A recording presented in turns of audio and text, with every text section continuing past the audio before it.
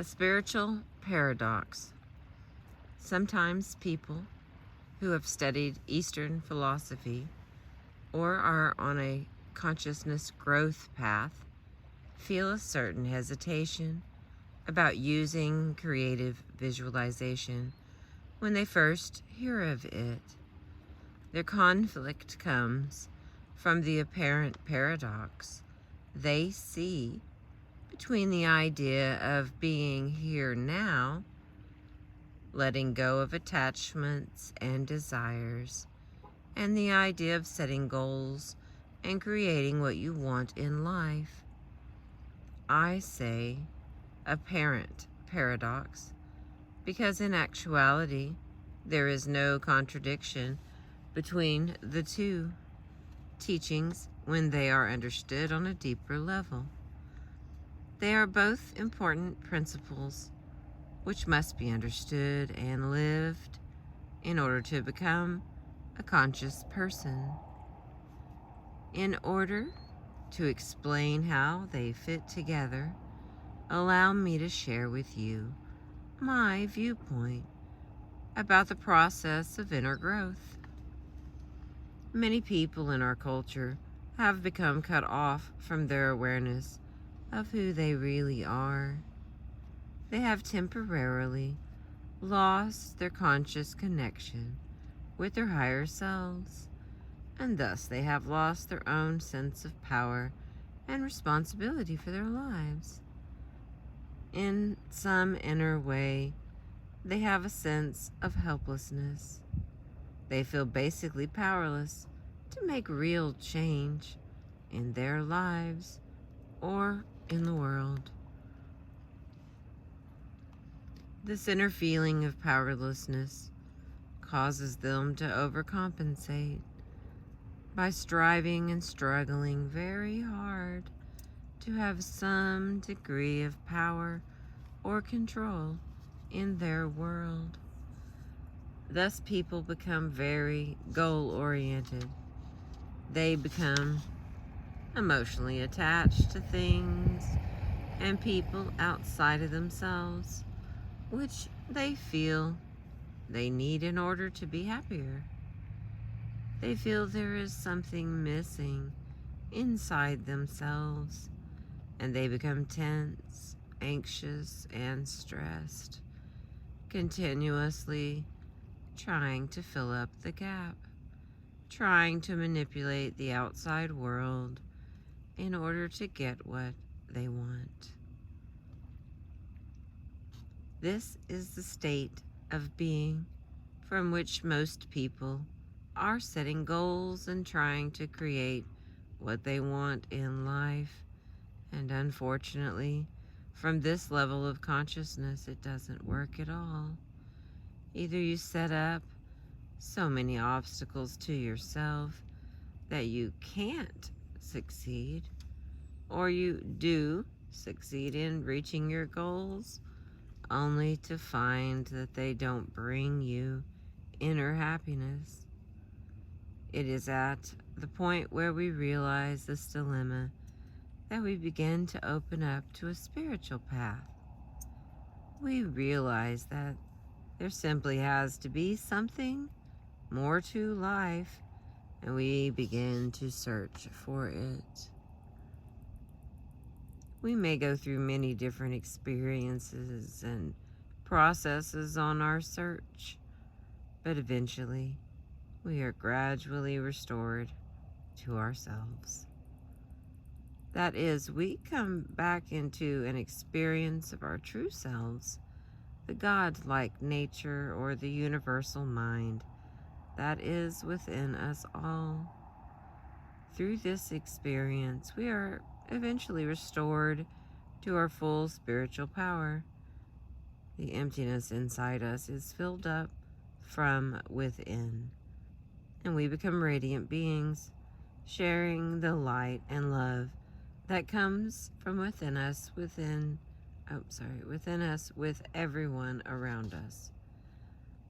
This is the process known as enlightenment, and I believe it is an ongoing evolution for every individual. which cannot be complete until all our fellow beings are sharing in it. So we are equally responsible for our own enlightenment and the enlightenment of all fellow beings on our planet.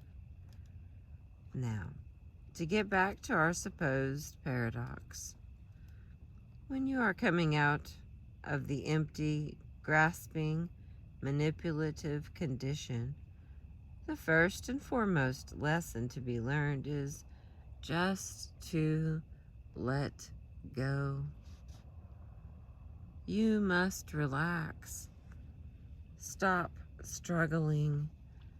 Stop trying so hard. Stop manipulating things and people and try to get what you want and need. In fact, just stop doing so much and have an experience of just being for a while. When you do this, you suddenly discover that you're really perfectly okay. In fact, you feel quite wonderful just letting yourself be and letting the world be without trying to change things. This is the basic experience of being here now. And it's what the Buddhist philosophy means by letting go of attachment. It's a very freeing experience and a most basic one on any path of self-awareness. Once you have begun to have this experience more and more often, you are opening up the channel to your higher self, and sooner or later a great deal of natural, creative energy will begin to flow through you. You start to see that you yourself are already creating your whole life and every experience that happens to you, and you become interested in creating more rewarding experiences for yourself and others.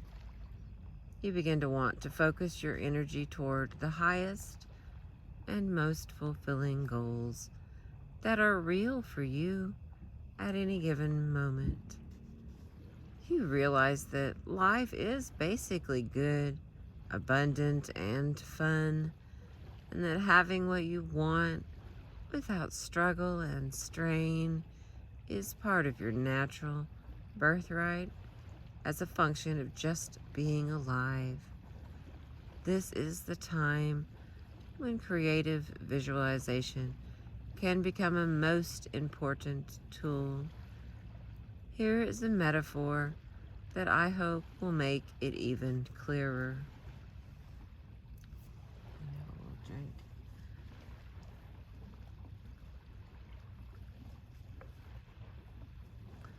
Love hearing the waves. Let us imagine that life is a river.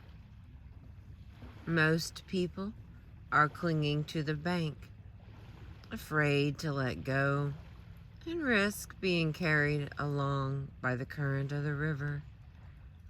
At a certain point, each person must be willing to simply let go and trust the river to carry him or her along safely. At this point, he learns to go with the flow, and it feels wonderful. Once he has gotten used to being in the flow of the river, he can begin to look ahead and guide his own course onward, deciding where the course looks best, steering his way around boulders and snags, and choosing which of the many channels and branches of the river he prefers to follow, all the while still going with the flow.